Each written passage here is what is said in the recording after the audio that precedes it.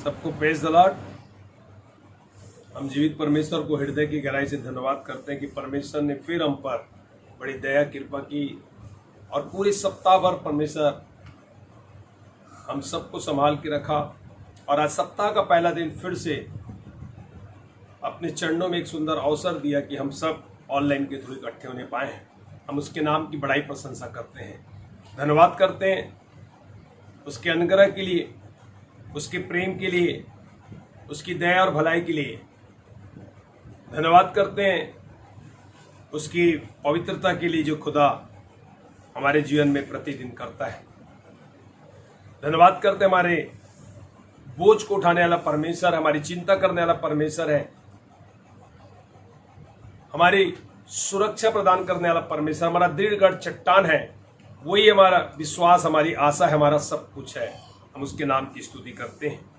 आइए फिर इस समय अपनी आंखों को बंद करें, हम प्रार्थना में जाएंगे। पिता, हम आपके चरणों में फिर से पवित्र आत्मा की सामर्थ प्रभु यीशु के नाम से पिता हम सब अपने सरों को झुकाते हैं। धन्यवाद करते हैं आज के सुंदर समय के लिए। पिता, आपने फिर से हम पर बड़ी दया और कृपा की है कि आज हम ऑनलाइन के थ्रू फिर से पिता तेरे करीब आए हैं। होने दे दयालु पिता परमेश्वर, इस मीटिंग के अल्फा मेगा आदि अंत आप बनने पाए, शुरू से लेकर अंतिम तक आपकी इच्छा हमारे जीवन में पूरी हो, आप बड़े और हम घटने पाए पिता, आपका जीवन हम सब में प्रकट होने पाए, क्योंकि खुदावन तेरे वचन के खुलने से प्रकाश होता है। होने दे पिता आज और अद्भुत रीति से हम उजियाले में आने पाए और तेरे करीब पाए जाए पिता, तुझे और खुदावन अच्छे से जानने पाए कि तू कितना महान परमेश्वर है। हम सबकी सहायता और मदद कर। पवित्र आत्मा, हम आपसे दुआ करते हैं, हम सबको एक मन एक चित्त कर, हम आत्मा सच्चाई से तेरी आराधना करने चाहते हैं। खुदावन हमारी अगुवाई कर खुदावन, कि हम मिल के तेरी महिमा करने पाए। हम सब अपना जीवन तेरे हाथों में सौंपते हैं। जाने अनजाने से कोई जो गुनाह पाप हो हम इसके लिए क्षमा चाहते हैं। अपने लहू से धो और शुद्ध पवित्र कर पिता, और आपकी महिमा हो पिता। पिता, हमारी इंद्रियों पर, हमारे देह प्राण आत्मा पर, इच्छा भावना विचार पर, बुद्धि ज्ञान समझ पर, हर एक कोशिकाओं पर पिता आपका कब्जा होने पाए। आप अपने पवित्र आत्मा से परिपूर्ण करके, हमें विश्वास में परिपूर्ण करके, स्वर्गीय बुद्धि ज्ञान से परिपूर्ण करके पिता हमें आत्मा में ले चल। खुदावन आप सहायता करें, यीशु के नाम से मांगते हैं, आमीन आमीन। आइए फिर हम कुछ गीतों को उठाएंगे, उस खुदा के नाम की हम महिमा करने पाएंगे।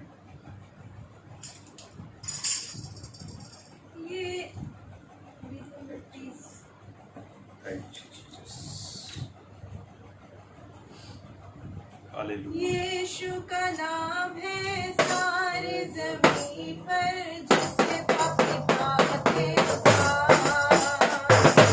यीशु का नाम है सारे ज़मीन पर, जिससे पापी भागते उद्धार।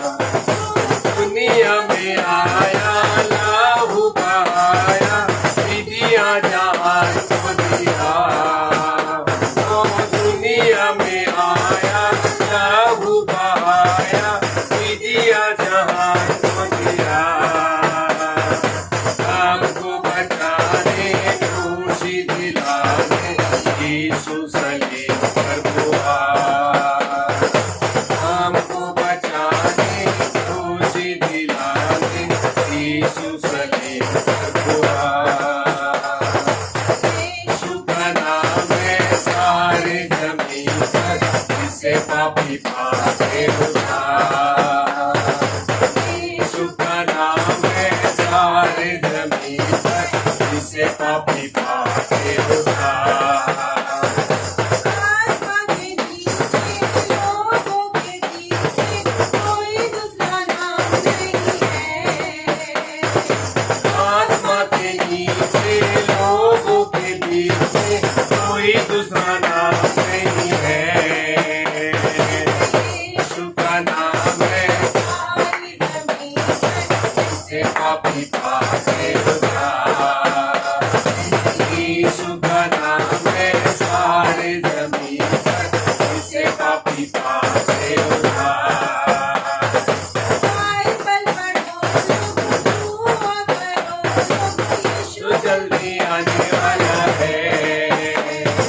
बाइबल पढ़ो, दुआ करो, यीशु जल्दी आने वाला है। आते रहो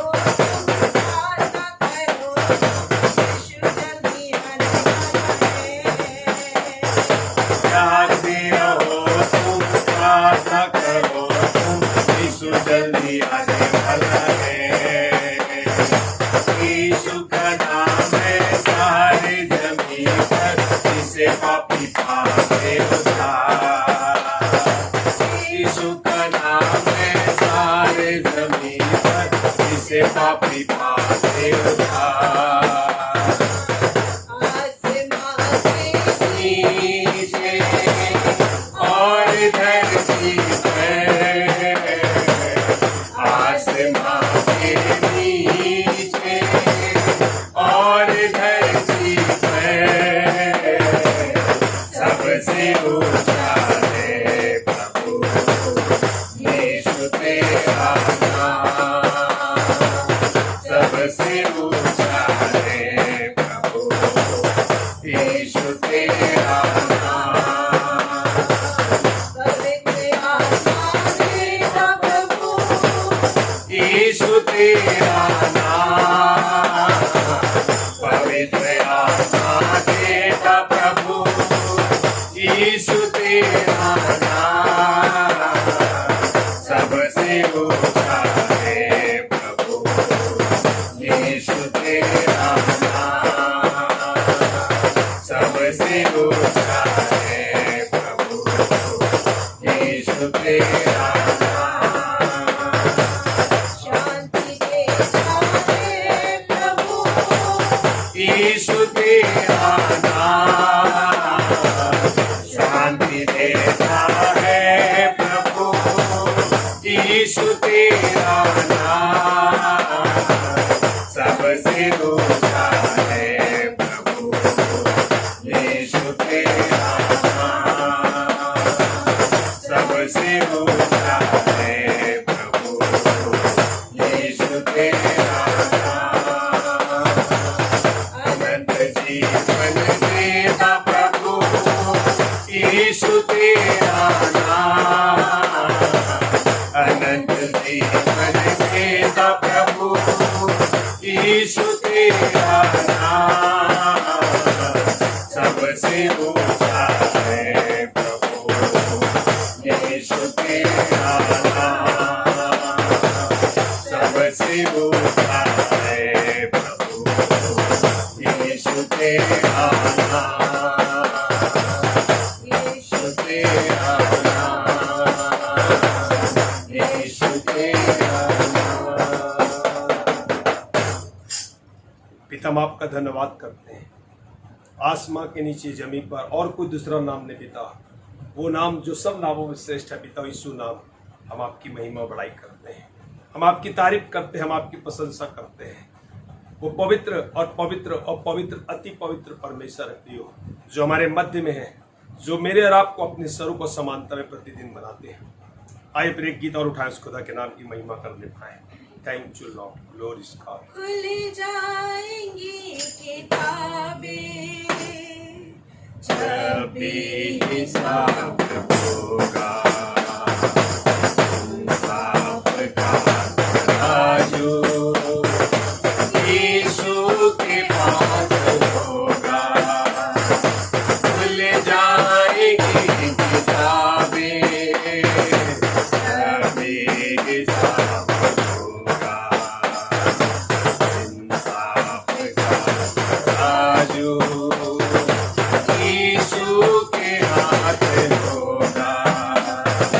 खुल जाएगी किताबें जो भी तू करता है, यीशु वो देखता है। जो भी तू कर रहा है, यीशु वो देखता है। हर पल का तुझको इंसान, हर पल का तुझको इंसान देना हिसाब होगा। इंसाफ का तराजू यीशु के हाथ होगा। खुल जाएगी किताबें जब भी हिसाब होगा, इंसाफ का तराजू यीशु के हाथ होगा, खुल जाएगी किताबें। आजा अभी मुड़ कर, यीशु बुला रहा है। आजा अभी मुड़ कर, यीशु बुला रहा है। वरना ये याद कर ले, वरना ये याद कर ले, तेरा ही नाश होगा। इंसाफ का तराजू यीशु के हाथ होगा, खुल जाएगी किताबें, जब हिसाब होगा।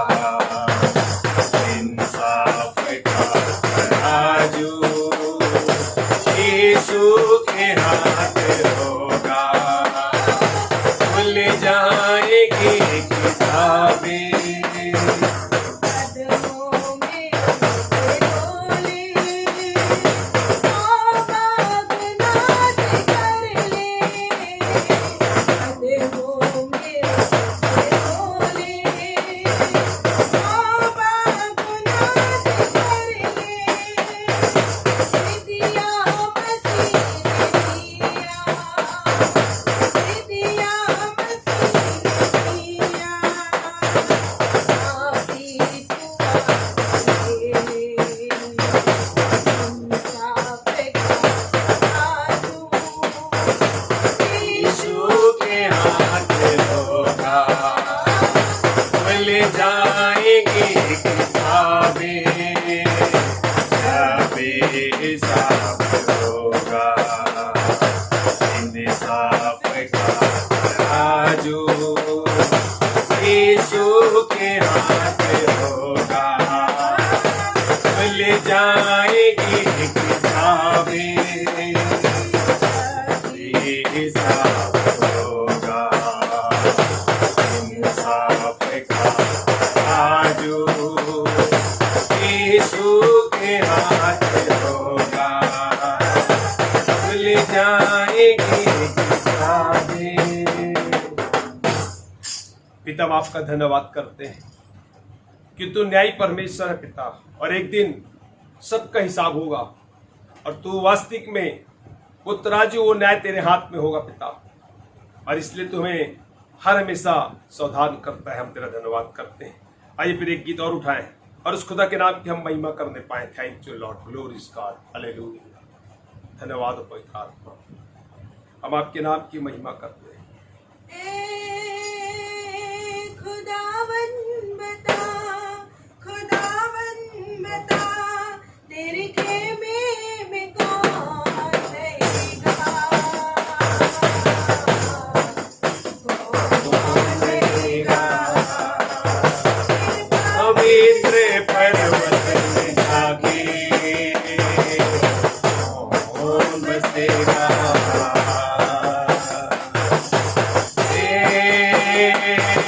खुदावन बता,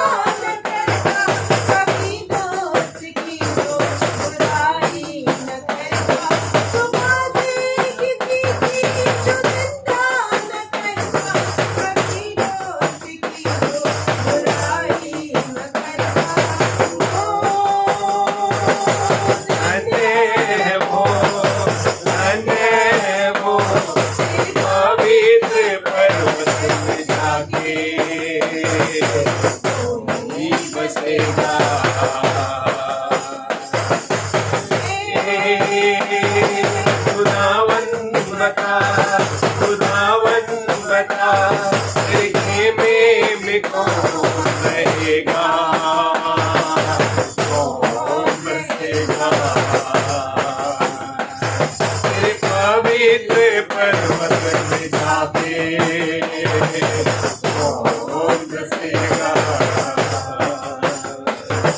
दुर्जन से हरदम निगाहें फिराता, फकत नेक बंदों की इज्जत को करता। जो दुर्जन से हरदम निगाहें फिराता, फकत नेक बंदों की इज्जत करता।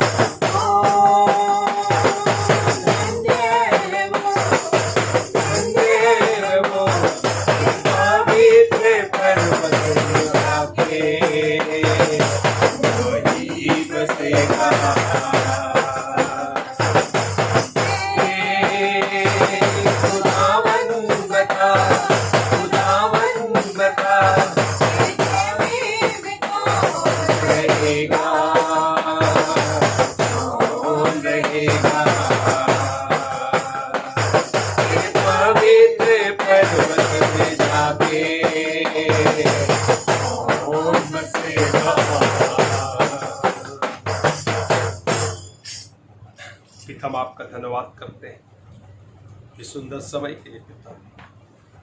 आइए फिर इस समय हम प्रार्थना में जाएंगे और रानी समय वचन की प्रार्थना में धन्यवाद अनुग्रहकारी परमेश्वर खुदा, हम आपका धन्यवाद करते हैं पिता। धन्यवाद करते हैं आपके असीम प्रेम, असीम अनुग्रह, असीम दया के परमेश्वर पिता। धन्यवाद परमेश्वर पिता आज के पवित्र दिन के लिए परमेश्वर पिता, आज के विश्राम दिन के लिए परमेश्वर पिता। धन्यवाद खुदा आपके हजूरी और आपकी उपस्थिति के लिए परमेश्वर, हम आपका लाखों लाखों धन्यवाद करते हैं परमेश्वर पिता। कई हजार दिन से उत्तम है खुदा तेरे ड्योरी और तेरे चरणों में आना प्रभु जी, और आपने हमें अनुग्रह प्रदान किया है पिता, अपनी हजूरी अपनी उपस्थिति में लेकर आया है प्रभु जी।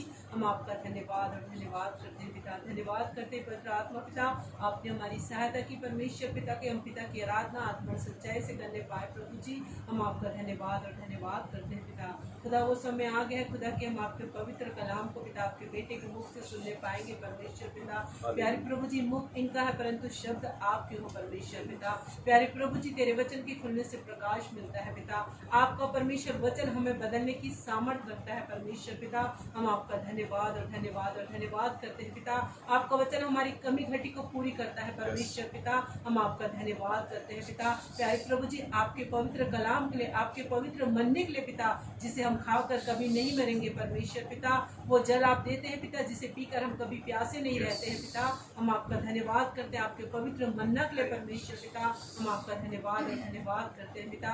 पवित्र आत्मा, आप हमारी सहायता करिए खुदा कि हम आपके पवित्र कलाम को आपके परमेश्वर पिता उपस्थिति में सुनने पाए, समझने पाए पिता, और उसकी इच्छा अनुसार हम अपने जीवन को बदलने पाए, तैयार करने पाए पिता। आप अनुग्रह प्रदान करिए पिता। आपके लिए सब बातें संभव है पिता। हम आपका धन्यवाद और धन्यवाद और धन्यवाद करते हैं। हर एक डिस्टर्ब करने करने वाली आत्मा को हम यीशु मसीह के नाम से डांटते और दूर करते हैं। पवित्र आत्मा हम सबको अपने नियंत्रण में ले खुदा।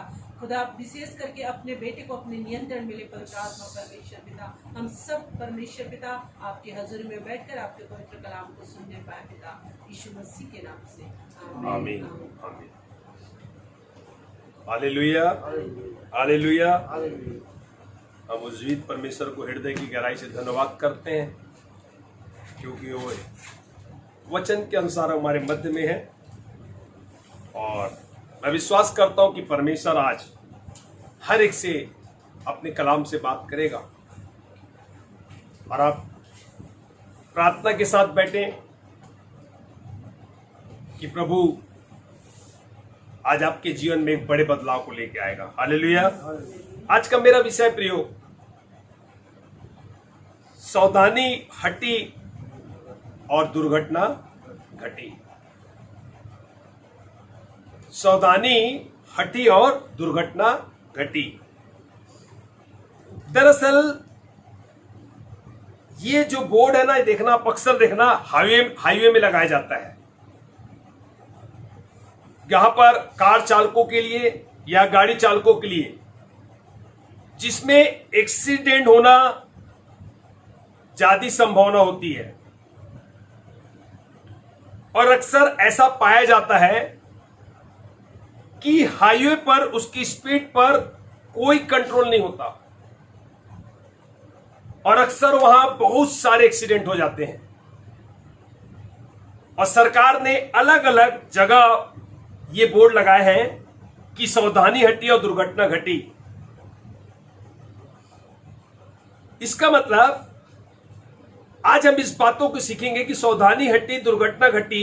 इसको मैं आत्मिक जीवन में जोड़कर आज आपको इन बातों को बताना चाह रहा हूं कि हमें भी कितना सावधानी बरतने की जरूरत है। क्योंकि मसीह जीवन में, आध्यात्मिक जीवन में सावधानी बरतने की बहुत ज्यादा जरूरत होती है।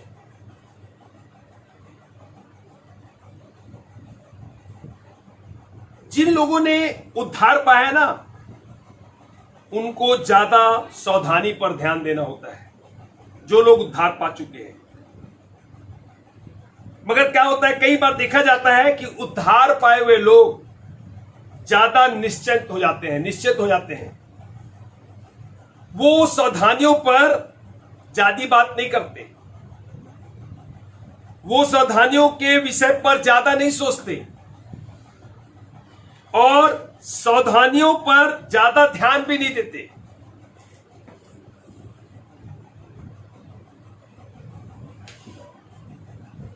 और उन व्यक्ति का एक निश्चय स्वभाव बन गया है। क्या बन गया है कि अब कोई खतरा नहीं है। और हर एक उद्धार पाने के पहले थे। हर व्यक्ति क्या सोचता है, उद्धार पाने से पहले हमारे जीवन में खतरा था। जी हां, ये बिल्कुल ठीक बात है, मगर बड़ा ध्यान से सुनना। बिल्कुल आप सही समझ रहे हैं कि उद्धार पाने से पहले हमारे जीवन में खतरा था। आप इस बात को समझ रहे हैं, मगर उद्धार पाने के पहले सारे खतरे तो थे, क्योंकि पाप हम पर क्या करता था, प्रभुता कर रहा था। और पाप की मजदूरी क्या है, मृत्यु है। मगर इस बात को समझना, लेकिन उद्धार पाने के बाद इसका मतलब ये नहीं होता कि अब हम क्या हो जाए, निश्चय हो जाए, निश्चित हो जाए। रे बोले हम तो उद्धार हो गया, अब कोई खतरा नहीं है, अब हमें डरने की जरूरत नहीं है, अब हम समस्या में पड़ने की जरूरत हमें नहीं है, क्योंकि हमारा उद्धार हो चुका है। और एक व्यक्ति क्या हो जाता है, इतना निश्चय हो जाता है और उसके बारे में सोचते ही नहीं है। मैं बताना चाहता हूं, दरअसल में जो लड़ाई पाप के पहले होती है ना, ये लड़ाई अब ज्यादा और बढ़ जाती है। अब क्या हुआ, अब आपको इस बात को जानने की जरूरत है, अब आपके जीवन में और ज्यादा युद्ध बढ़ जाता है। उद्धार पाने के बाद युद्ध ज्यादा बढ़ जाता है और सावधानी बरतने के लिए हमें तत्पर होना चाहिए। बहुत ज्यादा हमें सावधानी बरतने की जरूरत है। मगर बताना चाहता हूं कुछ गलत धारणा है। क्या गलत धारणा है? कि हमें न्याय देना नहीं होगा, हमारा न्याय नहीं होगा, हम न्याय से तो क्या हो चुके हैं, बच गए हैं। मगर बताना चाहता हूं पहले मेरा उद्धार नहीं हुआ था,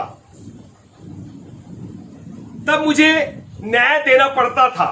हम ऐसा सोचते हैं, ये गलत धारणा है। पहले मेरा उद्धार नहीं हुआ था, तब मुझे न्याय देना पड़ता था, लेकिन अब मेरा उद्धार हो गया है, अब मुझे न्याय देने की जरूरत नहीं है।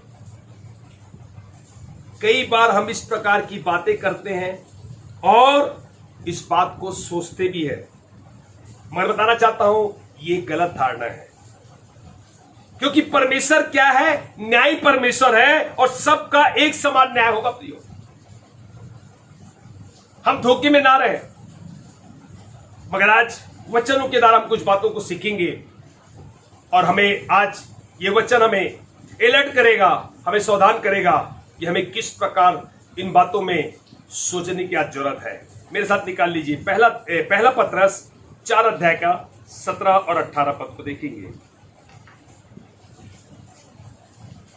पहला पत्रस 4 का 17 और 18। क्योंकि वह समय आ पहुंचा है। देखो यहां पर पत्रस इस बात को लिख रहा है, क्योंकि वह समय आ पहुंचा है कि पहले परमेश्वर के लोगों का न्याय किया जाए। सबसे पहले परमेश्वर के लोगों का न्याय होगा। धोखे में मत रहना। हम बोलते हैं हम तो उद्धार पा चुके हैं, जब उद्धार नहीं पाए थे तो हमको एक बार खतरा था, अब उद्धार पा चुके हैं, अब हमारा न्याय नहीं होगा। मगर बाइबिल इस बात को बताती है, पत्रस यह बात को बता रहा है कि सबसे पहले किसका न्याय होगा? विश्वासियों का, परमेश्वर के लोगों का। क्या बोलता है? क्योंकि वह समय आ पहुंचा है कि पहले परमेश्वर के लोगों का न्याय किया जाएगा और जबकि न्याय का आरंभ हम ही से होगा। और जबकि न्याय का आरंभ, शुरुआत किससे होगा? मेरे और आपके द्वारा होगा, परमेश्वर की संतान के द्वारा होगा। हाँ, तो उनका क्या अंत होगा जो परमेश्वर के सुसमाचार को नहीं मानते? अब आप सोचो उनकी क्या स्थिति होगी जो सुसमाचार को नहीं मानते, उस पर विश्वास नहीं करते, उनका क्या हाल है? अब बताओ, जो व्यक्ति परमेश्वर पर, सुसमाचार पर विश्वास किया, उसके पाप क्षमा हो गए, उस व्यक्ति को उद्धार मिल गया और परमेश्वर बोलता है न्याय पहले मैं क्या करूंगा, कहां से करूंगा? पता है न्याय का आरंभ पता कहां से होगा? परमेश्वर के घर से होगा।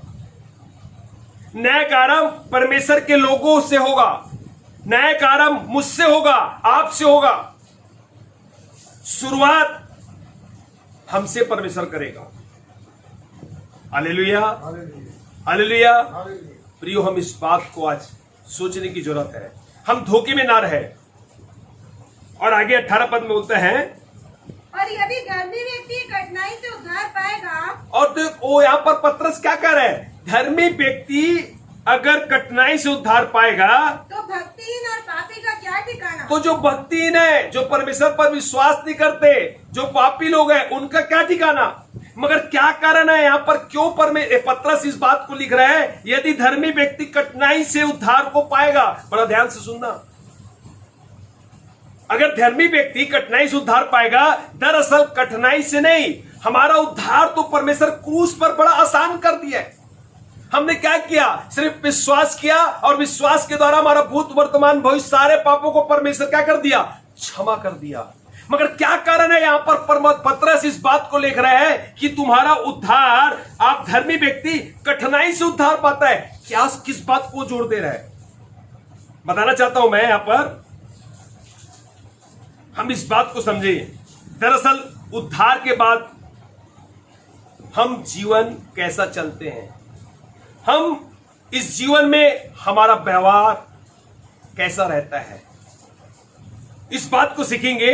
शुरुआत हमारी बहुत अच्छी रहती है। जब हम परमेश्वर के पास आते हैं, उद्धार के बाद क्या होता है? हम वास्तविक में उस समय प्रार्थना करते हैं, वचनों को पढ़ते हैं, संगति करते हैं, गवाही देते हैं, लोगों को सुसमाचार सुनाते हैं। शुरुआती बहुत अच्छी रहती है, हमारे अंदर जोश रहेगा, बिल्कुल और कुछ नहीं सूझेगा, सिर्फ परमेश्वर परमेश्वर। सुबह उठेंगे, सुबह बाइबल पढ़ेंगे, प्रार्थना करेंगे, चर्च जाएंगे, विजिट करने जाते हैं, लोगों को बताते हैं, गवाहियां देते हैं, बहुत अच्छी बात है। मगर बताना चाहता हूं, उद्धार के बाद क्या होता है? धीरे धीरे प्रार्थना लाइफ कम हो जाती है, बाइबिल पढ़ना हमारा कम हो जाता है। कई बार संडे हम गैप कर देते, नहीं जाएंगे चलेगा भैया क्योंकि काम बहुत बढ़ चुका है। संगति हमारी लोगों से कम होने लग जाती है क्योंकि क्या हो गया है, बिजनेस हमारा क्या हो गया है, बढ़ गया है। हमें नौकरी मिल चुकी है, परमेश्वर ने दिया है, जिम्मेदारी हमारी बढ़ चुकी है और धीरे धीरे हम क्या होते हैं, हम परमेश्वर से क्या हो जाते हैं, दूर हो जाते हैं। और होता क्या है, इसलिए हमें यहां पर सावधानी अलर्ट करने के लिए बता रहे हैं, हमें यहां पर समझना और सीखने की जरूरत है प्रियो। इसलिए परमेश्वर बोलता है सावधानी, मतलब क्या बोलता है, अगर सावधानी हटी और दुर्घटना घटी, मतलब अगर आप इस बात पे अलर्ट नहीं रहोगे, आप प्रतिदिन उद्धार पाने के बाद अगर वचनों में, संगति में अगर आप नहीं बढ़ोगे तो आपके साथ कभी भी कुछ घटना हो सकती है। इसलिए पतरस यहां पर कह रहे हैं इस बात को, क्या कह रहे हैं, विश्वासियों ने कठिन जीवन बना डाला। कठिन जीवन है नहीं, वो क्या कर दिए, वो खुद क्या कर दिए, उस कठिन जीवन को अपने जीवन में कठिन बना डाला। और पतरस कह रहे हैं विश्वासियों ने बहुत तकलीफ भरा जीवन बना डाला। वो स्वयं क्या कर दिए, अपने जीवन को इस प्रकार तकलीफ भरा जीवन बना डाले, समस्या भरा जीवन उनके साथ होता है। और होता क्या है, उसके बाद वो पाप में जीवन धीरे धीरे क्या करते हैं, उनके जीवन में पाप बढ़ जाता है, बुराइयां उनके जीवन में बढ़ते जाती है। वो खुद ही क्या करते हैं, परमेश्वर से दूर होके और धीरे धीरे धीरे अपने जीवन में समस्या, दुख, पीड़ाएं लेके आ जाते हैं और उस जीवन को इतना कठिन बना लेते हैं। इसलिए यहां पर पतरस कह रहे हैं यदि धर्मी व्यक्ति की कठिनाई से उद्धार हो पाएगा, उद्धार पाएगा, जबकि उद्धार हमें बड़ा आसान, इजी कर दिया है। सारे दुखों को परमेश्वर ने क्रूस पर उठा लिया है, विश्वास के द्वारा मिला है। मगर हम खुद क्या करते हैं, जैसे जैसे हमारा कारोबार बढ़ता है, नौकरी में बढ़ता है या धन दौलत आता है, जो कुछ भी आता है, हम परमेश्वर से दूर होते हैं और अपने जीवन में कुछ समस्या, तकलीफ, इन बातों को ले आते हैं और हमारा जीवन कठिनाई का जीवन हो जाता है। और कठिनाई होने के कारण हम क्या करते हैं, अब पाप भरा जीवन में हम जीना सीख जाते हैं, हमें समझ में नहीं आता, हम बुराइयों में चले जाते हैं। और इसीलिए रोमियो 6 के 1 और 2 पद में देखो बाइबिल क्या बताती है। रोमियो 6 अध्याय के 1 और 2 पद में देखें, तो हम क्या कहें, अब क्या बोल रहा है, तो हम क्या कहें, क्या हम पाप करते रहे, इसका मतलब क्या हम पाप करते रहे, क्या बुरा बहुत हो। अब देखो, हम पाप करते रहे कि अनगरा बहुत हो, कदापि नहीं। मगर बाइबिल क्या बता रही है, कदापि नहीं। तो हम क्या कहें, क्या हम पाप करते रहे कि अनगरा बहुत हो, बाइबिल बताती कदापि नहीं। हम जब पाप के लिए मर गए हैं, जब हम एक बार पाप के लिए मर गए हैं, फिर आगे को उसमें कैसे जीवन बिताएं? तो फिर हम आगे को पाप का जीवन कैसे बिताएंगे? वो तभी होगा जब मैं और आप, जब परमेश्वर से दूर हो जाते हैं, बाइबिल पढ़ना छोड़ देते हैं, प्रार्थना करना छोड़ देते हैं, संगति करना छोड़ देते हैं, बस कुछ समय देते हैं और उसके बाद फिर अपने कारोबारों में लग जाते हैं। इसलिए यहां पर अलर्ट कर रहा है, सावधान कर रहा है मेरे को, और यहां पर इस बात को बता रहा है। इसका मतलब क्या है, क्या हम पाप करते रहे, अनगरा बहुत है, तो हम क्या करते हैं, इस अनगरा का कई बार गलत फायदा उठाते हैं प्रियो। क्यों? अरे बोले कोई बात नहीं, परमेश्वर बोला है ये तो अनगरा का युग है और अनगरा में सब कुछ क्या किया जाएगा, क्षमा किया जाएगा। कोई बात नहीं, परमेश्वर खुद बोला है, हाँ ठीक है, अनगरा का समय है, खुदा अनगरा तो करता है, मगर हम उसका क्या कर रहे हैं, गलत फायदा उठा के क्या कर रहे हैं, पता है हमारे अंदर एक क्या पता है, एक घमंड पैदा हो जाता है। ये बहुत बड़ा नुकसान है हमारे अंदर। अरे बोले अनगरा तो है, मगर यहां पर क्या लिखा है, कदापि नहीं, ये काम कदापि नहीं करना। इसका मतलब नहीं है अनगरा है, अनगरा का युग तो है, खुदा दया करता है, हम फिर पश्चाताप करते, प्रभु दया कर देता है, मगर हम उसका गलत फायदा ना उठाएं। अब हम जान चुके हैं, क्योंकि वास्तविक में हम अब जब पापों के लिए मर गए हैं, तो फिर आगे को कैसे जीवन बिताएं। अब मैं और आप जीवित नहीं है, मसीह में जीवित है। हालेलुया। हम इस बात को समझे प्रियो, हमें वास्तविक में परमेश्वर इस बात को अलर्ट कर रहा है, वो हमें इस बात को सिखा रहा है कि हमारा जीवन किस प्रकार होना चाहिए। हम फिर से पढ़ेंगे रोमियो 6 अध्याय का 1 और 2 पद को। तो हम क्या कहें? तो हम क्या कहें? क्या हम पाप करते रहें? क्या हम पाप करते रहें अनुग्रह बहुत हो कि अनुग्रह बहुत हो? हाँ, यहाँ पर इसका मतलब थोड़ी है खुदा का अनुग्रह है, खुदा की दया है, उसकी करुणा हम पर है। वो नहीं चाहता कि उसके बच्चे नाश हो जाएं। और अनुग्रह होता भी है और आज भी अनुग्रह करता है, मगर हम उसका गलत फायदा ना उठाएं कि हम पाप करते रहें, क्योंकि आगे 2 पद में लिखा है कदापि नहीं। कदापि नहीं। साफ इस बात को मना किया गया है, कदापि नहीं, इस काम को नहीं करना। और वास्तविक में अगर ऐसे करके हमारा बहुत बड़ा नुकसान है, हमारे अंदर एक घमंड आ जाएगा और हम बड़े क्या करेंगे? अरे बोले अनुग्रह तो बहुत है, पाप से बड़ा तो अनुग्रह है, हम पाप करते जाते हैं, खुदा का अनुग्रह क्या करेगा? उन सारी चीजों को मिटा देगा। मगर बाइबिल आगे बताती है हम जब पाप के लिए मर गए हैं। अरे जब हम इस बात की घोषणा कर चुके हैं, जैसे मसीह हमारे पापों के लिए मर के जी उठा, हम भी उसके साथ मर चुके हैं। अब जो जीवित है, हम जीवित नहीं है, मसीह हम में जीवित है। जब हम पाप के लिए मर चुके हैं, तो फिर आगे को उसमें कैसे जीवन बिताएं? फिर आगे को हम पाप का जीवन कैसे बिताए, संसार का जीवन कैसे बिताए, बुराई का जीवन कैसे बिताए? जब हम मर चुके हैं, हम नई सृष्टि हैं, पुरानी बातें बीत चुकी है, सब कुछ नया हो चुका है। हमें एक नया मन दिया है, एक नया हृदय दिया है, एक नई आत्मा परमेश्वर ने दी है। अब हमारे अंदर खुदा रहता है, अब उसका जीवन हमें जीने की जरूरत है। इसलिए बाइबिल बताती है आगे 3 पद में, क्या तुम नहीं जानते कि हम सब जिन्होंने यीशु का बपतिस्मा लिया, जिन्होंने यीशु मसीह का बपतिस्मा लिया, उसकी मृत्यु का बपतिस्मा किसकी लिया? पानी का नहीं, मृत्यु का बपतिस्मा लिया कि भैया हम पाप के लिए मर चुके हैं, और जो पानी से हम अगर बाहर आए हैं तो हम इस बात की घोषणा कर रहे हैं कि हम जीवित नहीं है, मसीह हम में जीवित है। Hallelujah, hallelujah. हमें इस बात को जानने की बहुत जरूरत है प्रियो, क्योंकि वचन में लिखा है। क्यों हमें सावधानी बरतने की आवश्यकता है? क्यों परमेश्वर अलर्ट कर रहा है? क्यों मेरे और आपको चौकन्ना कर रहा है? मेरे साथ निकाले एचकेल 33 अध्याय का 12 से 16 पद तक देखेंगे हम। एचकेल पुराने नियम में 33 अध्याय और 12 से 16 पद को देखेंगे हम।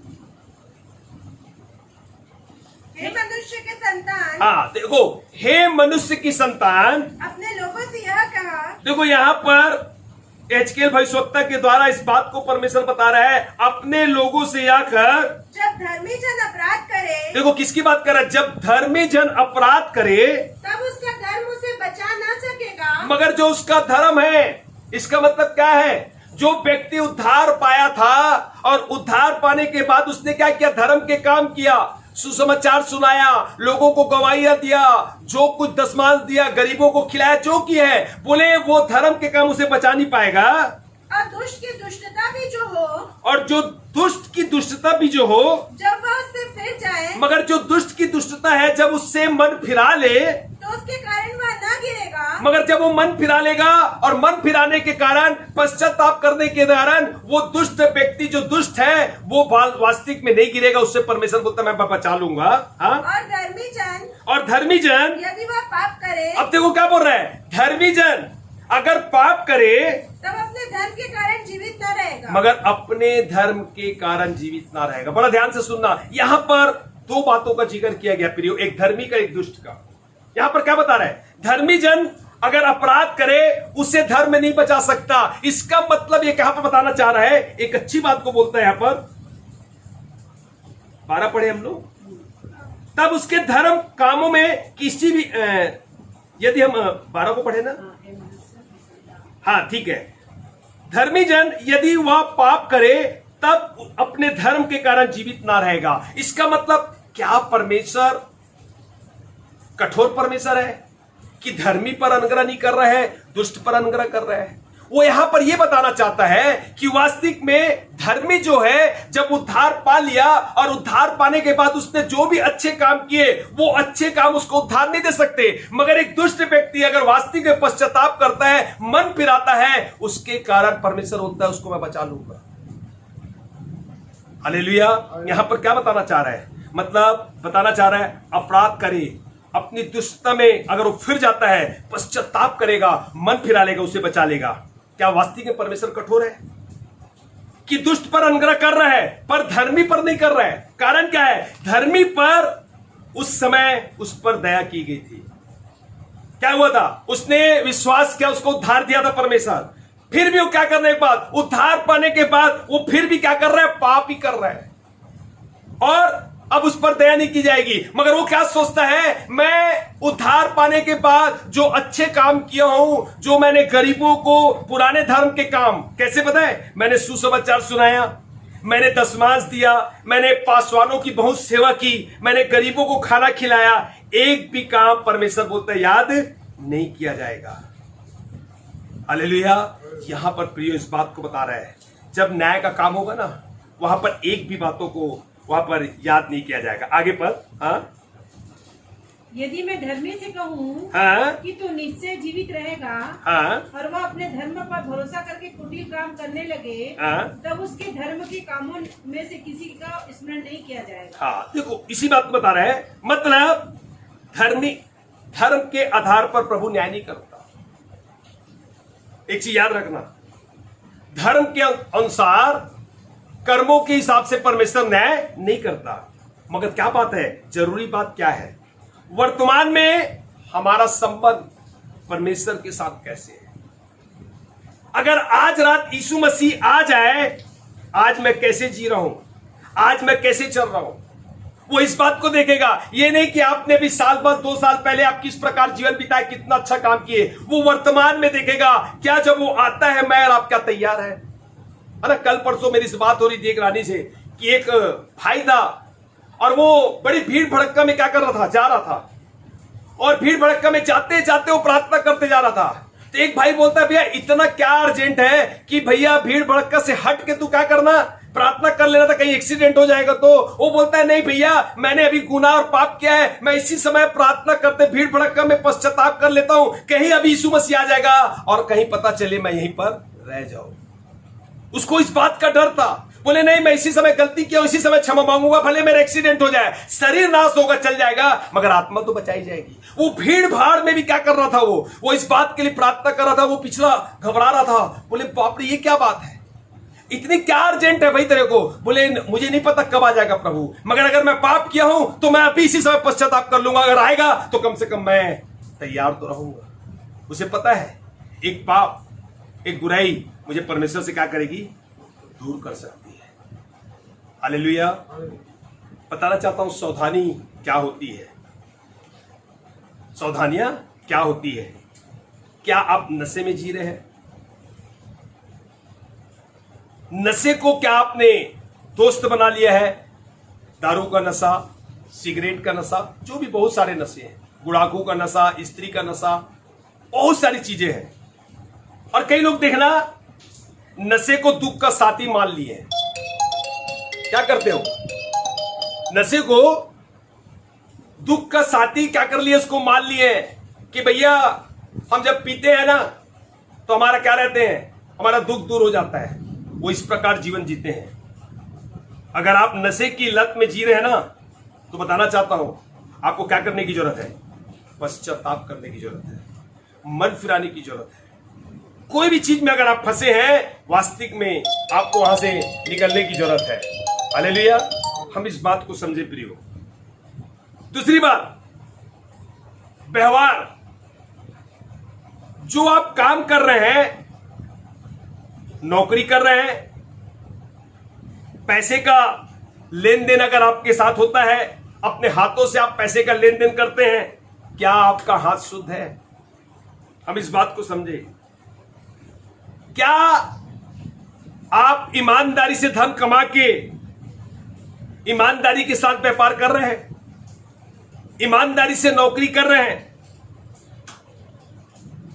मगर बताना चाहता हूं, अगर आप गुप्त काम कर रहे हैं और किसी को बता नहीं रहे हैं, तो मैं बता देता हूं, ये आपके लिए खतरे की घंटी है। यहां पर आपको बहुत सावधानी की जरूरत है। मैं फिर से इस बात को बता रहा हूं, जो आप काम कर रहे हैं, नौकरी कर रहे हैं, पैसा लेन देन अपने हाथों से जो कर रहे हैं, क्या आपका हाथ शुद्ध है? क्या आप ईमानदारी धन कमा रहे हैं, ईमानदारी से, कि गलत ढंग से धन कमा रहे हैं? या ईमानदारी से आप व्यापार कर रहे हैं, या ईमानदारी से आप नौकरी कर रहे हैं? मगर आप गुप्त कर रहे हैं और कोई किसी को नहीं बता रहे हैं, इसका मतलब क्या है? तो आपके लिए बड़े खतरे की घंटी है। आपको यहां पर सावधानी होने की जरूरत है। अगर कोई ऐसा काम कर रहे हैं जिसको बताने में आपको पता है ये मैं गलत हूं, मतलब आपको सोचने की जरूरत है। आप धोखे में मत रहना। तीसरी बात, आपके परिवार में आपका व्यवहार कैसा है? क्या मारपीट जैसा, क्या गाली गलौज जैसा, या क्रोध जैसा, या झगड़ालू जैसा? किस प्रकार आपका व्यवहार है? आप किस टाइप का व्यवहार आप अपने घर में कर रहे हैं? आपको सावधान रहने की यहां पर जरूरत है। क्या आप अपने पति से संबंध रखते हैं और बाहर भी किसी के साथ आप क्या रखते हैं? संबंध रखे हैं। बाइबिल साफ बताती प्रियो, अब इसको छोड़ू या इसको छोड़ू, और आप ऐसा करके क्या करते हैं? पाप पे पड़ जाते हैं। आपके लिए खतरे की घंटी है। आप धोखे में मत रहे। क्या आप सोच रहे हैं कि नहीं अब क्या करोगे, परमेश्वर सब जानता है, परमेश्वर को सब पता है, मगर आपको परमेश्वर आज इस बात को अलर्ट कर रहा है, हमें सावधान रहने की जरूरत है। मैं बताना चाहता हूं, दुर्घटना हो सकती है, मगर दुर्घटना क्या है पता है? सबसे बड़ी दुर्घटना क्या है? सर को खो देना सबसे बड़ी दुर्घटना है। सर को खो देना, परमेश्वर को खो देना, यह सबसे बड़ी दुर्घटना है। क्योंकि धार्मिकता की मांग पता है क्या है? धार्मिकता की एक ही मांग है, पश्चाताप और परिवर्तन। वो एक ही चीज को मांग रहे हैं कि लोग पश्चाताप करें और लोग क्या करें? परिवर्तन देखना चाहता है। धार्मिकता की मांग है, उसके जीवन में एक परिवर्तन होना चाहिए। हम क्या करते हैं? हम प्रार्थना तो करते हैं, मगर प्रार्थना में पश्चाताप नहीं होने के कारण हमारा जीवन में परिवर्तन नहीं आता। हम भले अगर आधा घंटा प्रार्थना कर रहे हैं, कम से कम 10 मिनट हम पश्चाताप करें, क्योंकि मन से, वचनों से, विचारों से कई बार शब्दों के द्वारा पाप हो जाते हैं। पश्चाताप करना बहुत जरूरी है। देखने के द्वारा, सुनने के द्वारा, बोलने के द्वारा, विचारों के द्वारा, मन के द्वारा कुछ भी पाप हो जाता है। हम कम से कम आप पवित्र आत्मा को बोले कि पवित्र आत्मा मेरी सहायता कर। पवित्र आत्मा आपको स्मरण दिलाएगा कि तूने ये गुनाह पाप किया है। और जब आप पश्चाताप करते हैं, आपके अंदर एक परिवर्तन आता है। आपकी प्रार्थना में पश्चाताप बहुत ही जरूरी है। हालेलुया। पहला कुरिन्थी 9 अध्याय का 25 से 27 पद।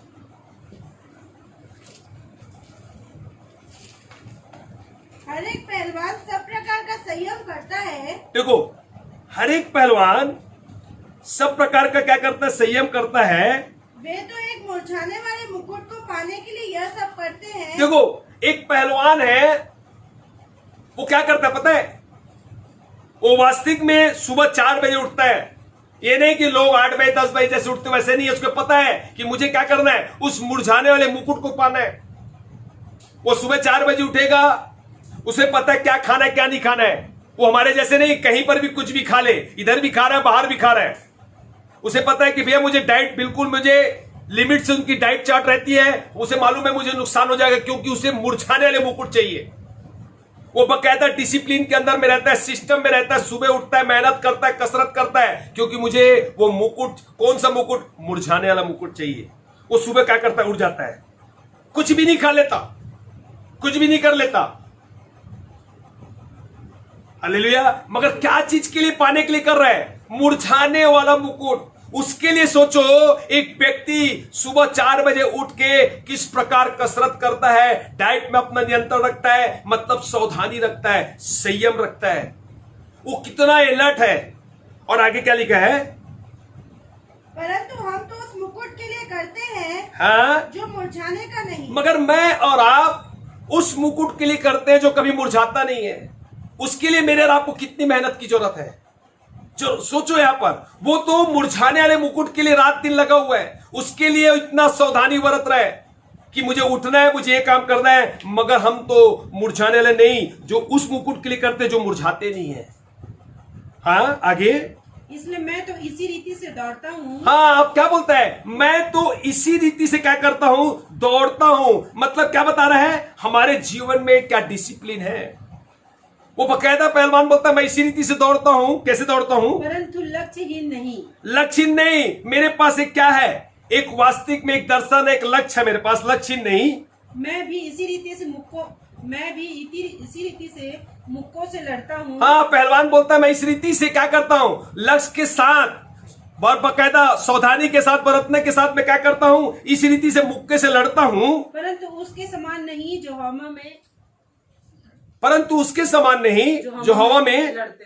हवा में लड़ते हैं। हालेलुया। प्रियो, क्या बताना चाह रहा है? उसके पास वो लक्ष्य ही नहीं है, लक्ष्य है। मेरे और आपके पास भी क्या है? वो मुरझाने वाले मुकुट के लिए रात दिन काम कर रहे हैं। और मैं और आप क्या है आज? वास्तविक में जो ना मुरझाने वाला मुकुट है, मैं और आप उसके लिए तैयारी कर रहे हैं। हालेलुया।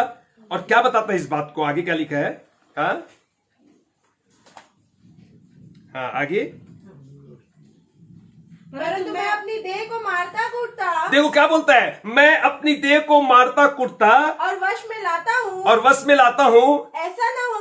ऐसा ना हो कि औरों को प्रचार करके मैं आप ही किसी रीति से निकम्मा ठहरूं। हालेलुया। प्रियो, इसका मतलब नहीं है कि वो क्या कर रहा है, वो डंडा मार रहा है, अपने आप को नहीं बता रहा है। वो बताना चाह रहा है मैं अपने जीवन शैली को नियंत्रण कर रहा हूं। प्रतिदिन मेरे और आपको नियंत्रण करना, क्या करना है? हमें सीखना है। और वास्तविक में इस बात को बता रहा है कि मैं नियंत्रण करता हूं। सुबह उठूंगा, प्रार्थना करूंगा, वचन पढ़ूंगा, क्योंकि मुझे वो जीवन का मुकुट चाहिए। वो पौलुस इस बात को बता रहा है, मैं अपने शरीर को मारता कूटता, मतलब क्या बोलता हूं? मैं उसे नियंत्रण में रखता हूं। वो सावधानी की बात कर रहा है प्रियो। मगर बताना चाहता हूं, आप कई बार नहीं कर सकते। आपके पास पवित्र आत्मा आपका मदद करेगा। वो आपके पास में है, वो आपकी अगुवाई और सहायता करेगा। हालेलुया। इस बात को जाने प्रियो। हो सकता है आप पाप करते करते, इतने बुराई करते करते इतने आगे बढ़ गए हो कि आपको लगता है मैं पीछे आ ही नहीं सकता। आपको हो सकता है तो आपको लगता हो कि मुझे पीछे मैं आ ही नहीं सकता। अब तो मुझे लगता है सब कुछ क्या है, खत्म हो गया है, क्योंकि मैं इतना गुनाह, इतना पाप कर रहा हूं कि मत पूछो, कि मैं अब पीछे नहीं आ सकता। मगर बताना चाहता हूं प्रियो, एक वचन है जो आपको इस बात को बताएगा। लास्ट वचन है, उसके बाद हम प्रार्थना करेंगे। पहला यूहन्ना 2 अध्याय का 1 और 2 पद को देखें। पहला यूहन्ना 2 अध्याय का 1 और 2 पद। हे मेरे बाल को मैं ये बातें तुम्हें इसलिए लिखता हूँ कि तुम पाप मत करो। और यदि कोई पाप करे, और अगर कोई पाप करे, तो पिता के पास हमारा एक सहायक है। हाँ, पिता के पास हमारा एक सहायक है, अर्थात धर्मी यीशु मसीह। और वही हमारे पापों का प्रायश्चित है। और वही हमारे पापों का क्या है? प्रायश्चित है। हालेलुया। प्रिय, अगर आपके पास इस प्रकार बुराई करते करते, गलत करते करते कहीं बहुत आगे बढ़ गए हो, आपको लगता है कोई रास्ता नहीं है, मगर बताना चाहता हूं, एक पश्चाताप के लिए एक यीशु मसीह उद्धार करता जो मेरे और आपके पापों को क्षमा करेगा। आप वापिस आए और खुदा से कहें, क्योंकि मैं इस बात को बता रहा था, सावधानी हटी, दुर्घटना घटी। परमेश्वर से आप मदद मांगे, पवित्र आत्मा से आप मदद मांगे कि प्रभु मैं इस गलत काम को छोड़ना चाहता हूं, प्रभु मुझ पर दया कर, मैं नशे को छोड़ना चाहता हूं, मैं खुदावन वास्तविक व्यभिचार वाले जो काम है, झूठ वाले जो काम है, मैंने माता पिता का निरादर किया है, मैंने अगुए का निरादर किया है, मैं लड़ाई झगड़ा करता, परिवार में मेरा इस प्रकार है, मैं नशा छोड़ना चाहता, नहीं छोड़ पा रहा हूं। पवित्र आत्मा आपकी सहायता करेगा प्रियो। वो यीशु मसीह आज भी मेरे और आपके लिए तैयार है। क्या आप तैयार हैं? क्योंकि बाइबल साफ बताती है वो हमें अलर्ट कर रहा है, हमें सावधान कर रहा है, क्योंकि सावधानी हटी मतलब दुर्घटना घटी। हम अलर्ट हो जाए, क्योंकि अंतिम समय है और हमें क्या करने की जरूरत है? प्रतिदिन पश्चाताप और मन फिराने की जरूरत है। आइए फिर हम अपनी आंखों को बंद करें, हम इससे प्रार्थना करेंगे। पिता, हम आपका धन्यवाद करते हैं, आज आपने इस बातों को हमें सिखाया कि वास्तविक में तेरा अनुग्रह ही है पिता जो हमें बचाता है। मगर इसका मतलब नहीं पिता कि हम अनुग्रह को वास्तविक में इस प्रकार इस्तेमाल करें कि हम पाप करते रहे। मगर तेरा वचन कहता है कदापि नहीं, ये बिल्कुल नहीं करना। हाँ पिता, हम पर तू दया करना पिता। हाँ पिता, वो तो पहलवान उस मुरझाने वाले मुकुट के लिए जब इतना सावधान था, पिता हम तो ना मुरझाने वाले मुकुट है जो सदा हमारा, जो तेरा राज्य रहेगा पिता, उस राज्य के लिए हम जाने की तैयारी कर रहे हैं। तो पिता हमें कितना सावधान रहने की जरूरत है। तो खुदा हम पर अनुग्रह कर पिता कि हम हर एक बातों में अलर्ट रह सके, हर एक बातों में पश्चाताप कर सके, मन फिरा सके। ओ पवित्र आत्मा तू हमारी सहायता और मदद करना पिता कि हम प्रतिदिन मन फिरा के, क्योंकि खुदावन धार्मिकता की मांग एक ही है कि पश्चाताप कर और परिवर्तन अपने जीवन में ला। पिता तू ही, तेरी आत्मा है हमारे जीवन पे पश्चाताप करने के लिए कायल करती है। तू ही हमें परिवर्तन करता है, हमारी सहायता और मदद कर कि हम मन फिरा के तेरी ओर फिरने वाले हो सके। हाँ पिता हमें इन दुर्घटना से बचा के रखना। हम नहीं चाहते पिता सर को खोना, हम नहीं चाहते पिता उस मुकुट को, हम नहीं चाहते खोना पिता तुझे पिता। हम चाहते पिता हमारी सहायता कर पिता, हम प्रतिदिन अलर्ट रहे, हम प्रतिदिन चौकन्ने रहे पिता। हम प्रतिदिन पिता जब तू आए तो हम वास्तविक में पश्चाताप करके मन फिरा के, ओ पिता हम वर्तमान में खुदावन तेरे साथ कैसे जी रहे हैं, हमारा जीवन ऐसे हो।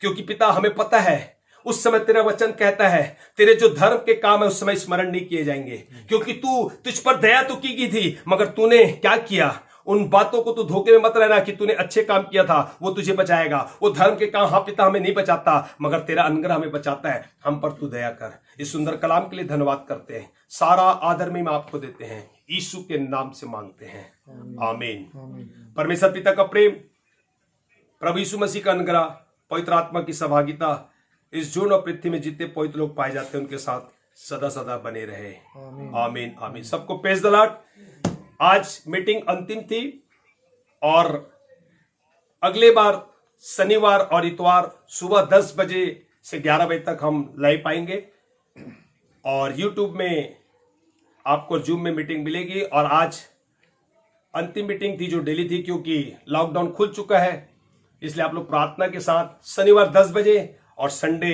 10 बजे आप मिले। 10 से 11 में 1 घंटा मिलेंगे और प्रार्थना करें। और जो अब विजिट अपने घर में चाहता है, कल से मैं लोगों के घर पे जाऊंगा और व्यक्तिगत मिलूंगा, विजिट करूंगा। आप लोग जिनके जो भी मीटिंग चाहते हैं आप फोन करके मुझे बता दें, मैं आपके घर पे आऊंगा और घर पे व्यक्तिगत आप लोगों के साथ संगति करने पाऊंगा। हालेलुया। सबको प्रेज द लॉर्ड। प्रभु आप लोगों को बहुत बहुत आशीष दे। आप लोगों को भी बता देना जो लोग प्रतिदिन देखते हैं, जो आज नहीं आए हैं, क्योंकि लाइट भी गोल हो चुकी है, नेट भी बंद पड़ा है।